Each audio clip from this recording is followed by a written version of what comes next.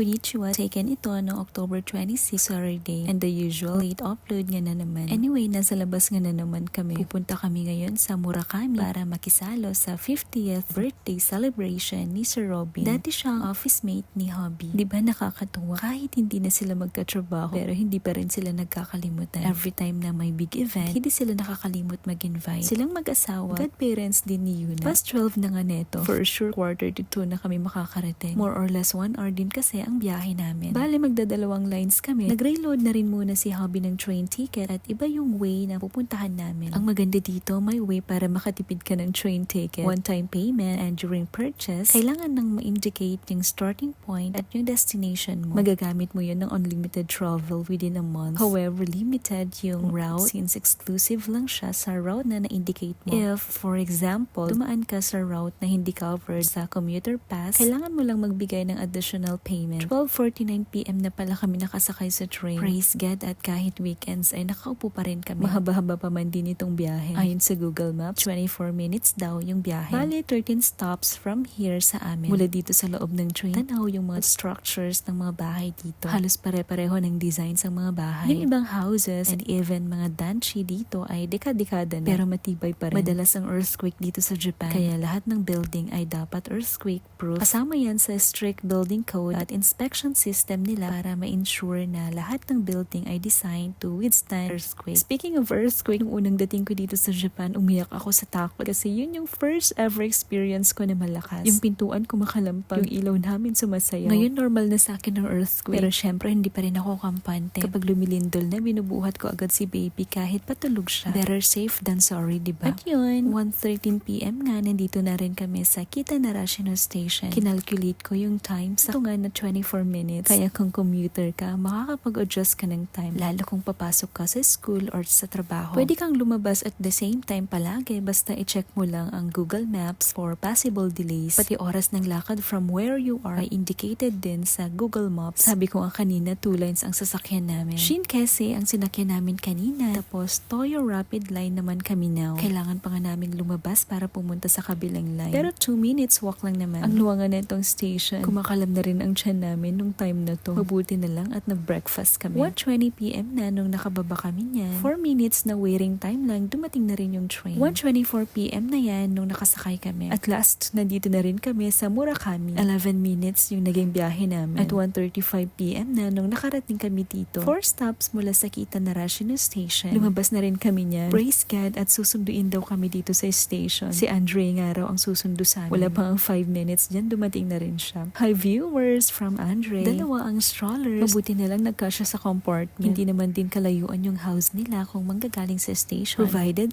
may sasakyan. Kapag walking, for sure malayo-layo rin. Ito nga ang building kung saan sila nakatira. Sa 3rd floor yung unit nila. Pero yung elevator ay 5th floor. Tapos maghagdan na lang pababa. And charan! Nandito na kami. Nandito na rin yung ibang office mates ni Hobby. Sila Sir Bando, sila Sir Celso, and Osle. Yung ibang bisita ay friends na ni Ate Monet. At dahil gutom na, kakain na kami. Target lock na nga dito sa sala. Minsan-minsan lang nakakatikim niyan, kaya sulitin na. Meron din silang puto with salted eggs na toppings. May cheesecake and ubi flavor na maha blanca. Syempre, hindi mawawala ang cake. May crispy pata, beef kare-kare, menudo ata yung isa dyan. Meron din silang boppies, patatim, rice, palabo, chicken, and sashimi. Yung cake daw nila ay custom ordered sa Costco. Kinantahan na rin namin ng happy birthday song si Sir Robin. Nakaka-bless kapag may ganitong nagbe-birthday, no? Syempre, maliban sa masarap ang pagkain, higit lalo dahil we get to celebrate a life. At 50, for sure, marami ng realization sa buhay. Kaya nakaka-bless lalo na may friend tayo with this age. Kasi sila ang wisdom figure. They have lived through many things. Kaya meron silang unique perspective sa buhay. Kaya marami tayong mapupulot na aral about life mula sa kanila. Kaya let's make it a habit to get acquainted with old people dahil sila ang totoong matalino sa buhay. Kumbaga hasang-hasanan sila sa buhay. Kaya kung nag-struggle tayo with relationships, career choices, and even personal challenges, we can always reach out sa kanila because they have wealth of life experiences and insights. Eto, at after mag-blow ng cake candle, tikman na natin yung cake. In all fairness, masarap siya. Sweets ang kakainin naming girls at kampay din sila. Kampay is a Japanese word which means cheers. Ito naman ay fundador na more than a century old na. Sabi nila habang tumatagal ma-ferment ang alak, mas sumasarap. Kaya sana lahat tayo ay aging like fine wine, ika nga. Only getting better with age, no? Not the other way around, ah. Sana walang silang tumandang pauro. That way, the coming generation can rely on us. Dapat we become somebody that our family can rely on. Lalo na ang mga parents, dapat reliable tayo sa ating mga anak. Nakasalalay kasi sa atin kung ano at sino sila in the future. Ayan, like itong anak ko, laro lang pero natututo siyang mag-share. Namimigay siya ng candies dyan, tapos papalakpakan niya yung sarili niya. Good job, anak. Syempre, ang jamming hindi mawawala. After na ng kainan nito, nagkantahan na. Magandang boses ni Andre. At magaling din siya sa instruments. Si Jeff na nagigitar ay all-rounder din. Kasama siya sa praise and worship team sa church. Si Habi musically inclined din. Okay na sa akin na hindi musically inclined. Basta makuha lang ni Yuna ang talent sa music kay papa niya. After na ng jamming neto, here we are, one of every event's most awaited part. Nagbabalot na tayo ng takeout. Ito raw ang purpose nila kung bakit marami silang niluto kahit konti lang ang bisita. Para may iuwi kami. Thank you Ate Monette, Kuya Robin, and Andre. At dahil gabi na rin, nagpaalam na rin kami para umuwi. 8:51 na nung pauwi kami. Nakainom na si Andre kaya si Sis Mary Jane ang maghahatid sa amin sa station. Friend siya ni Ate Monette. Domo arigato ne. Sana makasama ka ulit namin next time. 6 p.m. din pala nakarating sila Ate V, Kuya Mark, and Yumi. Kaya sila ang kasabay namin ngayon papunta sa station. By Dutch nga ang paghatid sa amin since hindi kami kakasyang lahat sa sasakyan. Ang dami na rin naming naiuwing food at may stuffed toy pa. 5 minutes nga lang din, nandito na kami sa station. Sayonara Ate Jane, see you next year ulit. Matagal din kami tumambay sa labas ng station. Doon namin balak antayin sila Sis Addie, Jeff, and si baby nila. Pero may naamoy kaming parang gasolina kaya pumasok kami sa station. Sakto at nag-CR na din muna. Malayo-layo pa man din ang biyahe. Habang waiting nga dyan, naglaro muna si Yumi at Yuna. Tuwang-tuwa si Yuna. Gustong-gusto niya talaga makipaglaro. She's so fun sa Ate Yumi niya. Pagdating nila, sumakay na rin kami agad. 9:28 p.m. na niyan. Ang nakakatuwa niyan, kami lang ang laman ng car na nasakyan namin. Sa ibang car, 2 to 3 tao lang din ang laman. Naglolokohan nga kami dyan na para kami nasa train to Busan. At 9:38 p.m., nakababa na dito sa station. Sakto 10 minutes lang. Then walking nga ulit para mag-transfer kami sa Shinkansen line. Giniginaw kami pero itong dalawa namin kasama katibay. Lalo si Yumi. Nagpapawis pa siya sa lagay na yan. 9:49 p.m., dumating na rin yung train na sasakyan namin. 10:13 p.m. na kami nakarating dito sa amin. For the lakad nga na naman kami. Sana naman sa kakalakad namin mabawasan ng fat sa katawan. O siya, 12 to 20 minutes na lakaran pa ito. Kwentuhan pa rin while lakad. Kaya yun lang for now. Ariga, thanks for watching. God bless po.